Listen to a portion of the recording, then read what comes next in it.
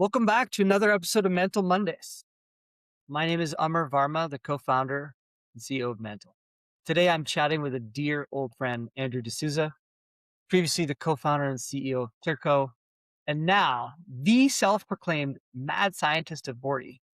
Andrew, great to have you on. Thanks, man. I'm glad to be here. Long time coming. Look, you've done quite the journey in your career, and as a founder, it's been unbelievable to be a supporter and fan of yours along the way. Maybe give us like the roots of where this all started, kind of building up to this entrepreneurship journey. Yeah, yeah. I mean, I grew up. Well, I was born in India. I lived in Chicago for a few years. I moved around a lot when I was a kid, and I was an only child. So when you move around a lot and you're an only child, you learn how to have a lot of imaginary friends. You kind of realize that, like, um, even if you make a friend, you might, you may not see them. Like, this is pre-internet, pre-cell phones, pre-social media, right? So when you're a little kid, you move around, and you're like, okay, well, my best friend, I'm not going to see again. So I got to have a best friend that lives in my head that I can take with me. And I think that probably influenced a lot. Like, I think I lived a lot in my imagination as a kid.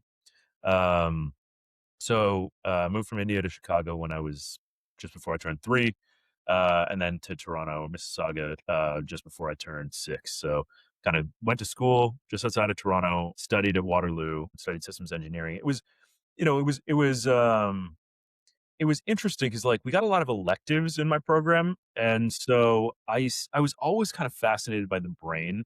And towards the end of my degree, I ended up getting access to some graduate courses in was a program called Simulating Neurobiological Systems.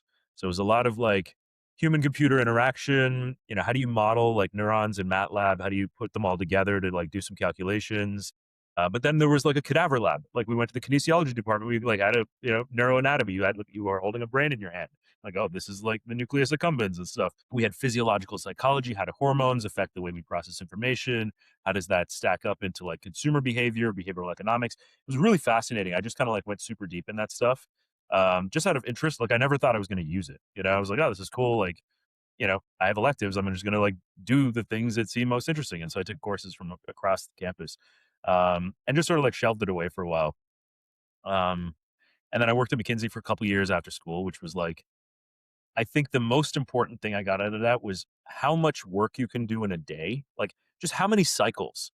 You know what I mean? You'd show up at, like, 7 in the morning, and before 9, you had, like, a full day's work. And then you had a meeting at 9. And then it was, like, another full day's work between, like, your 9 a.m. and your, like, lunch. And then you'd have, like, you basically got, like, 5 days of work done because there was nothing in your way. Like, the clients were like, all right, well, we're gonna open up the gates of whatever data you need. We'll make it our top priority.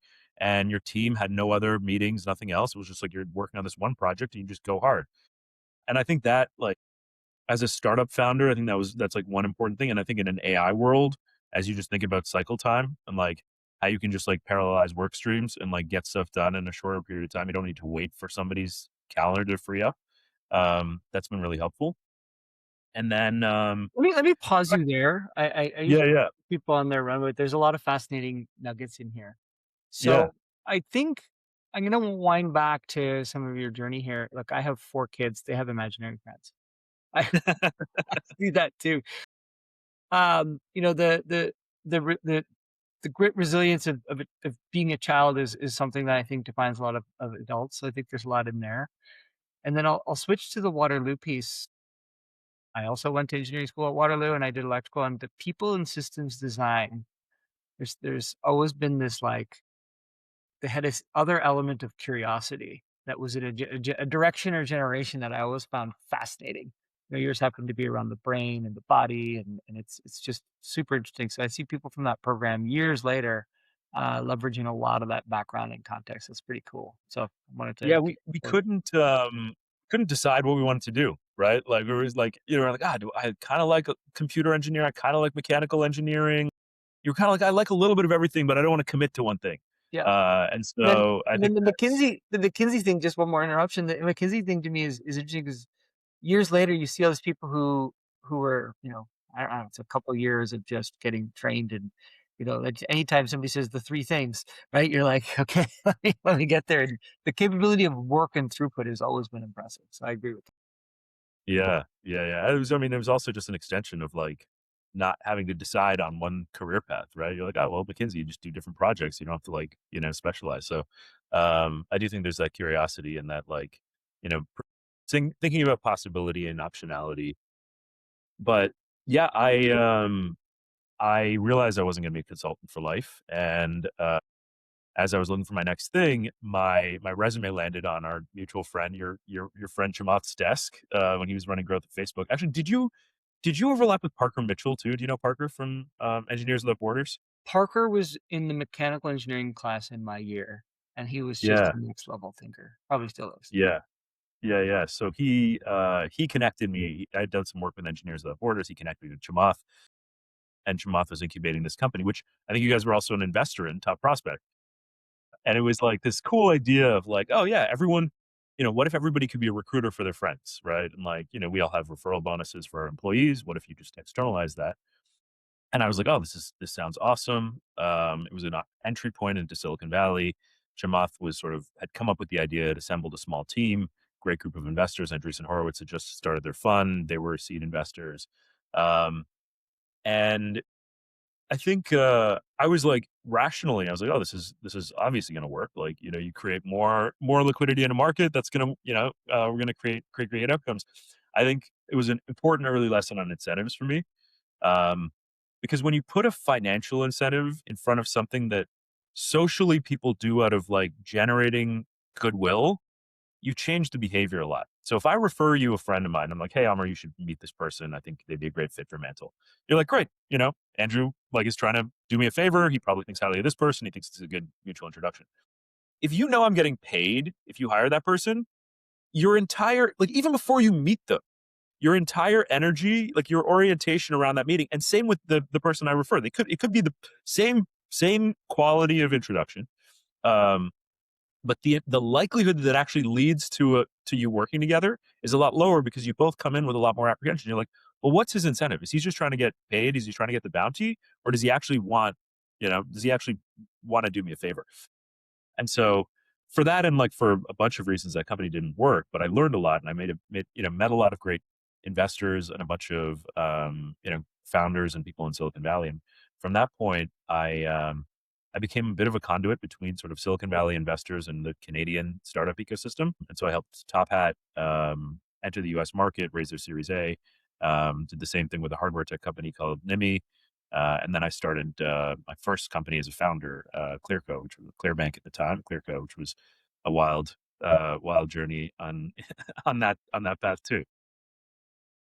Amazing. Look, I think for people listening, watching, like, there's a lot in there. He kind of breezes over it, but like, you know, from McKinsey, you know, through to these other companies that were really growth trajectory companies over time. So after Top Prospect, it was Top Hat. Maybe these were changing of the landscape type companies at the time. So it was very interesting. Sometimes people downplay what they did to get where they're at. This is one of those situations. Let's talk about Clearco. So Clearco, Clearbank, um, amazing ride, amazing story. Yeah. Maybe you give people the version of truth from the founder because I know there's 100 versions of the story out there. Yeah, well, I think, look, every founding idea, there's a seed of like truth that works its way through, but the journey, the first two years is always chaos. So we had this idea of the new economy. There's this new economy emerging, the sort of sharing economy, online economy. People were going to increasingly want to work for themselves, and financial services banks were not going to be able to keep up. I had invested in Mike Katchen, who I knew from McKinsey at Wealthsimple about a year before. And I was like, okay, he's reshaping financial services for everybody. But there's going to be this emergence of, at that time it was like Uber, Airbnb, people working for themselves. We're going to be able to help them with whatever they need access to from a financial services perspective. Very quickly learned access to capital was like the biggest hurdle for everybody, right? Financing, like everyone needs money, and we started funding Uber drivers. That market was tough because you couldn't deploy capital to grow. We pivoted to Airbnb hosts and like vacation rentals. That was interesting because you could like take your future bookings and reinvest them to open up more places. But again, it was a tough, you're sort of in this captive ecosystem. And then we saw Shopify, another Canadian great company, and people were building Amazon businesses, Shopify businesses, e-commerce was starting to blow up. And they needed growth funding to fund marketing, to fund inventory turns. Um, Venture capital, like there were a couple people, there was Allbirds and Warby Parker, there were a couple venture backed consumer brands, but it wasn't the right instrument for those founders. And so we created this new way of financing them, which was like, hey, show us your data and we'll fund you. Doesn't matter who you are, you don't need a warm intro, you don't need to pitch. If you've got a business that consumers love and you figured out a way to find more of those consumers, we'll provide you the capital to grow. And that, like, we just sort of hit this inflection point. We grew really, really quickly. From that point, we probably landed there at 2017, and we deployed $3 billion over the next 4 years, 10,000 businesses. We got to 600 employees in 11 countries. It was a wild, wild journey. So, so the first 2 years kind of felt like stumbling in the desert. At the moment, we were like, oh, we found product market fit. And then you kind of like hit it and you're like, oh, this is what it's supposed to feel like. And so that was a crazy time. But probably the most interesting part of that for me was we got access to GPT-3 in 2020. So this was a couple years before ChatGPT came out, and we had all of these founders. Like, we had funded maybe 5,000 businesses, but like 50,000 had applied for financing, and they were just too early. So like, well, how do we keep a relationship with all of them, right? Maybe some of them will qualify eventually. And so we built this kind of chatbot that was just like telling you what to do next. Okay, well, like this is how you go. This is how you get your first $1,000 in revenue, and here's how you run an influencer campaign, and here's how you list your product on Amazon. And I was like so fascinated by just watching people talk to this. It was called Clear Angel, and like watching people talk to this like AI. And we fine tuned it, and we had some experts who had like built successful e-commerce businesses that operated as coaches, and they like provide the human reinforcement learning. And we kind of like had this thing that was working. And I was like, oh, this is the future. But like we were spending a lot of money on this, and there was no clear path. Like this was again years before ChatGPT, years before the current sort of AI boom. So we had our hands on sort of the generative AI piece of it, but we didn't know what it was going to look like, where the value was going to accrue. And so we got to the end of 21, and this was one of like 5 side projects, right? We were like, oh, we're going to build a payment system, payment network. We're going to build a, B2B bank. We had like a bunch of irons in the fire. We got to the end of 2021. We raised a huge amount of money. We were like a $2.5 billion company, 100 million run rate, revenue business, or maybe actually $100 million total revenue business at the time. Uh, and and this was like, maybe we're going to SPAC the company, right? Well, like this was a moment where it was like, we don't like, there was an exit on the table, but we needed to sort of like focus. And so I, like my heart was like, I want to do all these projects, but I couldn't make the case to keep investing in them all. And so I think both to my team and my board, like everyone's like, Andrew, you're like you're operating this as though it's a tiny startup with like a bunch of like random experiments, but like we have a massive business and we need to focus on what's working. And so we shut them down. And I remember spending the holidays that year with my family and being like, this is the first time I'm not excited to go back to work in January. The 6 years of starting, even during the tough times, even before we had figured it out, I was like, oh, I'm excited to get back into it, be with the team and like try more stuff. And I kind of knew like, oh, this next year is going to be like, do the same thing that we are doing, but better. And like, that's not my strength. And so, I came Well, back to the board let and I me was let like, me yeah, yeah, let me just chime in there. The holiday season generally is a great time for people to, A, get a couple of days off or however long off. And then B, they end up in this like mind thinking in other spaces and experiences and family, and you come back recharged in the new year. But I've been there where you're sitting there going, I don't want New Year's to end. You're right, just like, right. It's so a dangerous place to be as a founder, right? And look, I think a lot of it came down, it wasn't actually that I was like tired. Like, I was tired, but like I was like I was excited going into the holidays. And I think as we made a bunch of changes and budget changes and like shut down the projects, I think what I realized was what the company needed from a CEO was not what I was going to be good at. Right. It was like we were a large financial services business at the point, right? We had a huge balance sheet. We had multi currency, like, Forex exposure. We had a bunch of different credit funds and credit agreements. Like, we needed somebody who was like a savvy financial operator that came from the capital markets. Right. And like, I had learned enough to be dangerous to get us to that point. But I wasn't going to be able to be the person that was going to be like, okay, we're going to get operating leverage out of our ability to restructure our credit, renegotiate our agreements, restructure our funds. Like there was a lot, like that was going to be where we were going to drive like the operate, like the shareholder value in the next chapter of the company. So I came back to the board and I was like, look, I think we need to go hire a CEO who like, who like really gets out of bed for this stuff, right? And is like comes from this world and understands where we have, where we have negotiating leverage, where we can structure things. So we went out and did a search and we found a great CEO, Andrew Curtis, who's running the company now and is doing a great job. And obviously, as interest rates went up, like we hit some bumps, and he helped us navigate through it, which we're very very grateful for. But now, sort of coming out of the other side, obviously, it's not fintech multiples are not what they were, and the growth rate isn't what it was. The company's in like a good place, and will continue to be an enduring business, which I'm not convinced it would have been if I had remained a CEO.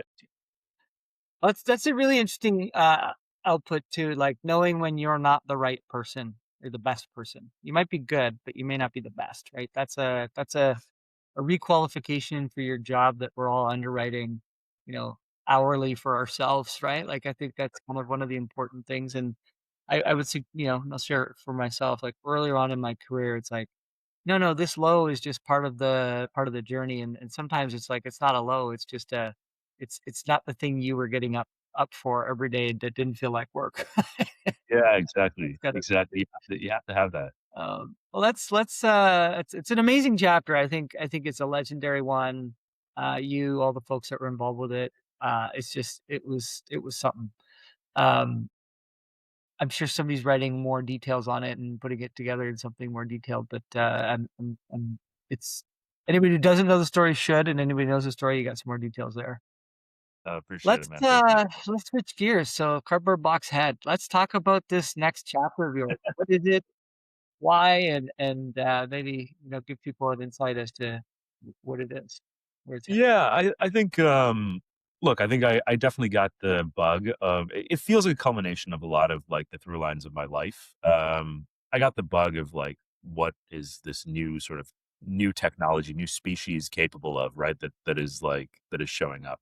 Um I also found that, like, you spend a lot of your time doing this. I spend a lot of my time doing this. I connect people, right? But I have a great imagination and a terrible memory. So if you give me 2 people, I'll come up with 100 ways that they could work together. But I can't always remember all the people that I've ever met to be like, "Oh, yeah, right, Amr, you should meet this person. Like, they'd be great for you to work with." And so it felt like the kind of problem that AI is well suited to, which is, like, perfect memory and an increasingly great imagination, right? And then I'd always had this idea of like, how do you help more people with access to opportunities who just weren't born in the right place, but have all the right sort of, the right ingredients. Just they happen to not have the right access. Their uncle isn't the right person, and they weren't born in the right place. And then, more strategically, like we never had a network effect at Clearco, and so we sort of created a category, but our moat was access to capital. And when access to capital was free, you started to have other competitors come in and margin compression. I think one thing I realized is like if there's an opportunity from the beginning to build something that has some inherent network effects, those are pretty hard to defeat. Even if people kind of replicate your code base, right? Or if you can build stuff that is relatively easy. If you don't have a network, if you have a network, it's you still have this compounding value. So I was quite excited about that. And then I think it was just fun, man. It was just like, what's going to be really fun and exciting? What's going to be a great creative expression of what I want to do in the next chapter? And just sort of using my Yeah, imagination around I what's possible. remember we took a walk. It was sunny, so it must have been late spring, early summer. We took a walk, and you were just kind of, as your imagination was, it was just kind of running through. Here are all the things we can do. And I was just like, when you see somebody in their what is it called? Their zone of genius, you just let them run, right? I was just like, what impressive. Obviously out of that came this chapter for you, but it was really really great to watch the experience of like a lot of founders. They're like, I got to do it again. The smartest ones usually do the same thing twice and keep nailing it. But the more creative ones keep getting into different things that are interesting, and I think there's a lot of passion in there, so it's pretty cool. But maybe when did it start, and what did it first look like, and then kind of what did it kind of iterate to in that first piece as you're chasing through the dunes? Yeah. Like, Yeah, so the company is called Ucorp, and I mean, that's the company you were an angel investor in, I think. Uh, but grateful. the the idea was everyone's gonna work for themselves, right? And so, you know, increasingly, AI was gonna enable people to work for themselves, smaller teams, more autonomy, and so everyone was gonna have, like, this agent that goes out. It's actually similar to what's happening in with OpenClaw and Moltebook and these sort of agent-based social networks now. But this was 2023. We sort of came up with this idea of, like, what does an agentic economy look like? I'm gonna have an agent, and my agent's gonna go negotiate with your agent. They're gonna kinda come up with a project we could work on together and, like, have this massive simulation. And there was a lot of people liked the idea, I think on both sides of the market. People that were hiring fractional, independent, project-based work. They were like, "Yeah, I'd love to hire somebody on success." People that wanted to work for themselves, "Yeah, like, I'm happy to bet on myself. Like, I want more independence and autonomy." The challenge is, you needed a trust bridge, and there's no way for my agent to trust your agent, right? The savvier your agent is, the less I trust it.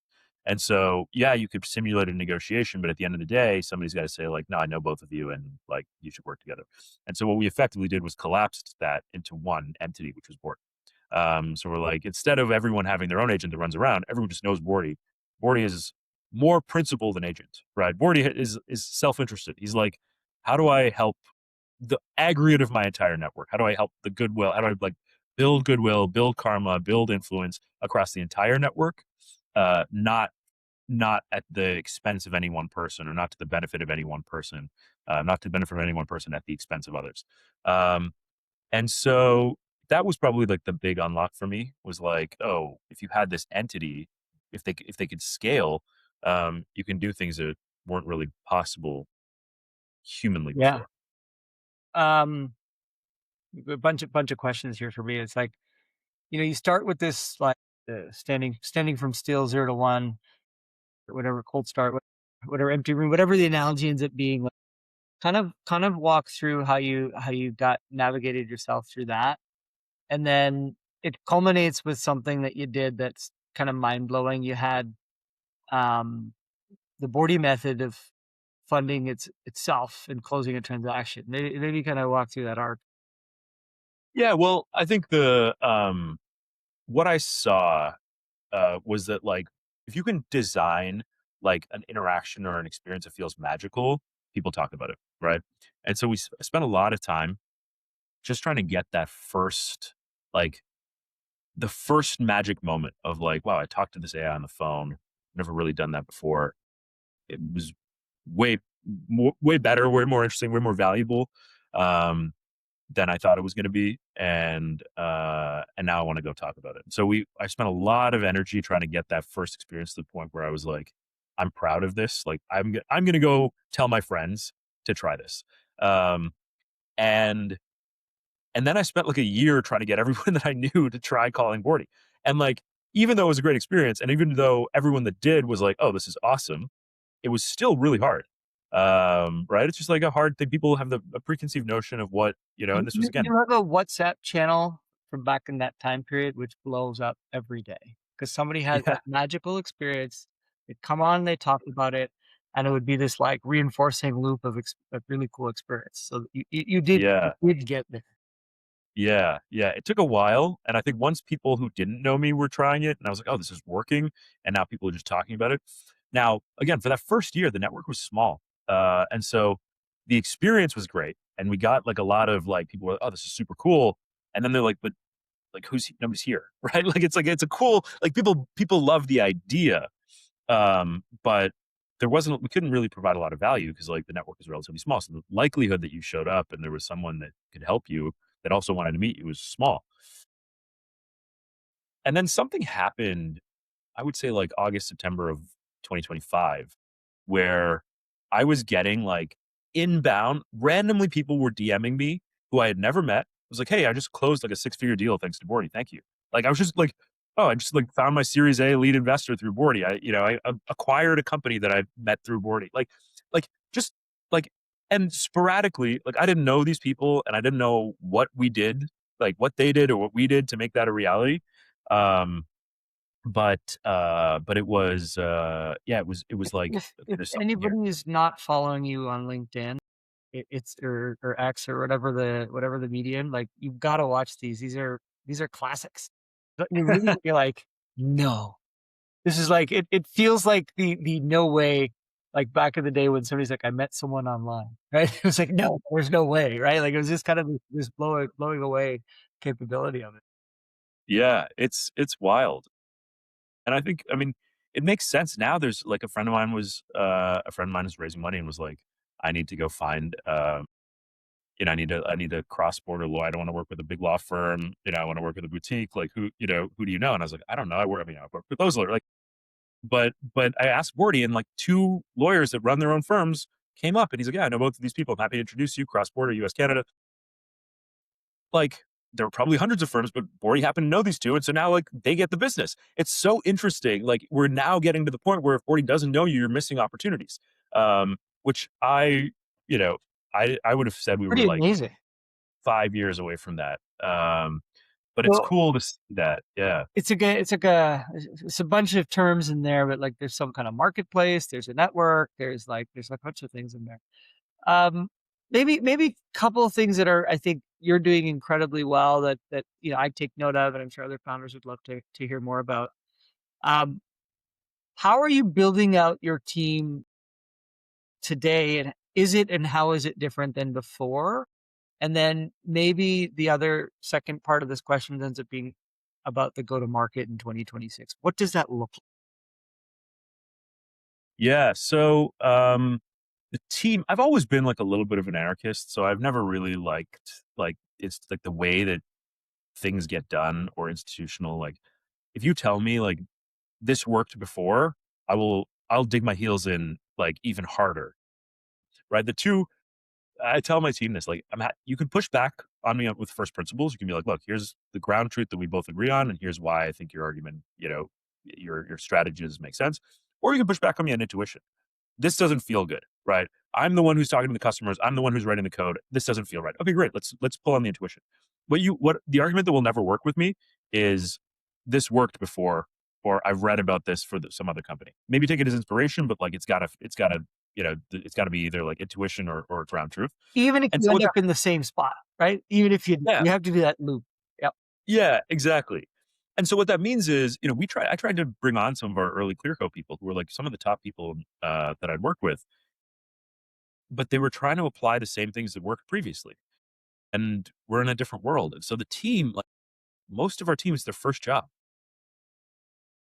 They like haven't even finished university. Many people like stop university, take a gap year, drop out, join Boardy. And so they just come in with like this beginner's mind, this curiosity, but also this like confidence, like nothing is impossible. Right? They're like, well, yeah, we can figure it out. Like, why not? I'll just continue to ask Claude until I figure it out. Like, and so I think there's this attitude of like, yeah, just like anything is possible, which is kind of increasingly true. Um, and they've mostly grown up with it. And so I think that, yeah, I think that you just in terms of like the skills that I look for and the experience, it's hard to hire for experience because you need to hire for like attitude, Okay. capability, curiosity. I'll chime in here, and I think there's an element of my past experiences, good or bad, are not influencing my future experiences, and there's some kind Mhm. of romance to just having a new slate to write, a new chapter to write with today's latest and greatest tooling and knowledge. That generally skews to people younger, but as you see those types of folks as they age and they're able to continue doing that, it's pretty magical. Um, and I have to say, like, for me, you know, the world's changed so much in the last even, like, it used to be over a decade things would change, and over 5 years. Oh, now it feels like for sure in the last year things have changed, but I'm sure even since the holiday season, things have changed. It just feels like Yeah. moving, you know, now you have, like, your own cron job machine that could sit there as a Claude bot and just kinda move through stuff, right? You're like, "Oh, okay," like, this is all changing super duper fast. So maybe flipping gears into how does that affect go to market now? And the classic one here is what worked before probably doesn't work now. So how do you Right. reimagine the Well, I think, so one of the things we do, like, I think about Boardy being able to go and recruit individual people into his network, right? You could never, like, imagine a world where you could hire a BDR to work on a single individual for a year to convince them to join a free social network. Like, no, no, you know what I mean? Like that would make no economic sense, but we can do things like that now. And so that's how I think about it is like, what are the things that are possible now that wouldn't be possible? I think the first step of that is what are the things that would be uneconomical to do with humans that AI can do? But I think the more interesting question or the the the parallel or complementary question to it is what are the things that even if you could hire humans to do, they couldn't do, but AI can do. And if you combine both of those things, you get to some really interesting new techniques around like how to build a relationship with somebody, you know? And we have this like, again, I'm like speaking Boardy specific, but we have this kind of really nice dynamic where like the expected value of a conversation with Boardy like is probably higher than most things you could be doing with your time because now you're on Boardy's radar. And even if he doesn't know somebody that's going to solve your problem immediately, which increasingly he probably will, um, over the next 6 to 12 months, the likelihood that he comes across somebody that is going to be valuable to you is like almost 100%. And so you think about what else you could be doing, right? Even if you're taking, should you be taking an investor meeting? Should you be taking a recruiting call? Should you apply to YC? Should you be taking a partnership meeting? Yeah, you could do all those things, but like you should probably just be on Boardy's radar. And we can now start to reach out to people and like with credibility make that case. And so that's kind of a fun place to be when you're in this network thing. But I think a lot of it is like, how do you tell your story to the people that need to hear it in a way that is like, oh wow, this is a no brainer for me to spend my time with you. Yeah, I think you bring up a really key couple points there, but the one that really strikes me in the face is it was kind of like an arcade. You had finite tickets that you could go play and put effort and resource to business development lead gen. Now those tickets have become infinite in tokens, and your time, you don't care how long it takes because it's running autonomously, it's running in the background. There's obviously a cost to it. But when it comes, it comes. And to your point of, recruiting an individual for a year to a network where, they're you don't know the LTV of something, it's fine. You can. And it keeps compounding. So, when that year becomes a quarter, a month, a week, a day, an hour, like you'll just start to see the exponential growth of that thing. So it's a really interesting take. So I encourage people out there to think about how that applies to them, because it's like, do you need a 10-person field? Do you need, the SDRs? Like, how does it change this generation? Yeah. Yeah, exactly. Couple things in as we wind up here. What is the first thing a founder would want to tell Bordy? I think it has a lot to do with like your motivation. So I think what we're trying to do with Bordy is like what makes you understand what makes you special. And Bordy's talked to 130, 140,000 people now. He's got a pretty good sense of like what makes Amar Amar, right? What makes you unique compared to everyone else in the ecosystem.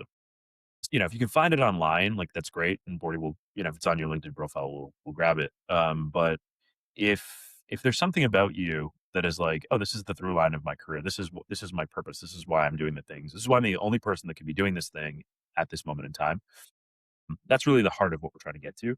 And the more clear, and that'll come out through conversation, but more clearly Bordy understands why now, why you're the only person that could possibly do this, the more you are the only person that he can ever surface for that opportunity to that investor who has a thesis, that customer that's looking to buy, to that person that's looking to join a team, leave a big job in at Google or OpenAI or you know Morgan Stanley and come join you. They're like, well, this is the only person that's doing this in this way, and so that that I think is, you kind of co-create that with. I love that. Just the why you, and that narrative for yourself changes over time and gets more depth and reach. So I love that. Let's flip a bit. Fundraising. You've done a lot of it. You've done it masterfully. Um, what's your approach to selecting investors and the right ones to have on your cap? Yeah, I think you have to have believers, like, you have to have people um, who are going to believe, like, suspend that disbelief and think about what's possible. It's very, very easy. When everything is working, people back up the truck, right? Most investors are of the mind of like, I'll invest when it's working, right? Show me the data. And I understand like the dynamics of a partnership and LPs, you've got an LP agreement, you've got to justify everything that you do. And so you're like, look, I just need data, right? Like, and people reach for historical precedent, people reach for data, people reach for projections as like safety because they're kind of like, look, I don't want to go out on a limb on something, right? Like I want to I want to have some backup. It's like, it's like hiring IBM, hiring McKinsey. Well, like they told me to do it, right? Like I look at the data, right? Like obviously this was a good investment at the time. How was I supposed to know that it was going to not work out?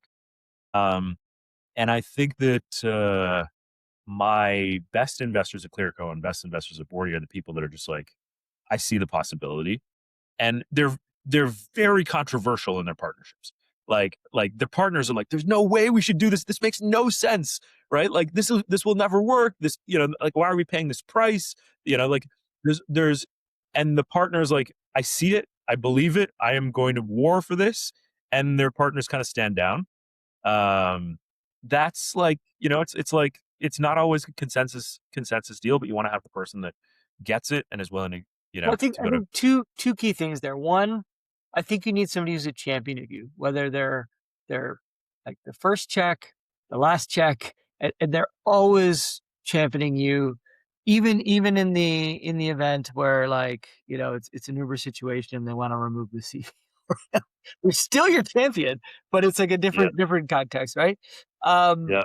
so I think that's a really key one. And the second thing you mentioned, I think, is really key is the two by two matrix of uh, consensus, non-consensus, and then success and failure. The consensus, whether you're successful or you fail, everybody kind of agreed to linked arms. It's like, hey, like that's fine. It could be big wins, big losses, but like it's like, yeah, we agreed. Like interest rates went up 200 basis Yeah, points, and like that yeah, worked. Then there's the non-consensus folks, which generally are the outliers in success, where they went to war, went to ground, didn't agree with the expected truths on something and really pushed it. And I think that's really a key trait to some of the best investors I've seen out there that support these companies. yeah, yeah. I think that's right. I think you got to believe something that nobody else does and be right. It's hard, very hard. It's very hard. Um, couple other things. We're grateful to have you as a customer at Mantle, so thank you for that. Um, and we think companies like yours has been part of ethos for us. So we appreciate not only just being on there, but kind of the recommendations that you've been giving to others and stuff. So thank you for that. We have a couple quick hits as we come into the finale here. Yeah, Uh, yeah.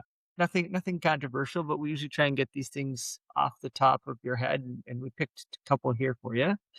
Um, favorite book you've read in the last while? Last while. Well, I remember reading. I don't think I read the full version. I remember reading maybe a children's version of Frankenstein recently, or not recently, like when I was a kid, and it stuck with me. I always liked these ideas of like creating life.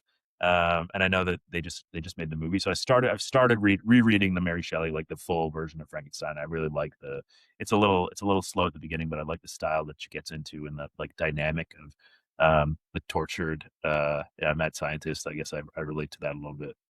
Favorite movie or podcast? Um, I so I like Elf. I just think it's like a really fun movie, really funny. I also really like Snatch. I like Guy Ritchie movies, Lock, Ooh, Stock, and Two Sparrow, Snatch. that's one of I my like this. favorites. So. very, very different, different styles, but both like resonate with me. That's the spectrum of my sense of humor is elf to snatch. Yeah. Oh, it's amazing. Maybe you're a boxer somewhere in there too. AI tool you can't live without. It's hard, right? Because like you're constantly. Right now. I'm constantly replacing. I mean, Boardy, obviously, but I just installed Lemon, which is from the Superhuman podcast guys, which is like a voice control for your laptop, which is something that I've always wanted, right? And being able to actually like control it's great to do like the whisper flows and stuff like that, but actually be able to say, hey, open Slack, send an email, copy this, do this. It's not quite there. It doesn't have all the integrations, but I see the potential, and I'm actually very excited about it. So I hope they crack it. And then that's amazing. And then I see you wearing that Aura ring. What's the number one thing you track? I track my sleep. It is not as good as I would like it to be, but I'm working on it. I think as a founder, you wake up so often, either like in a cold sweat or with a great idea.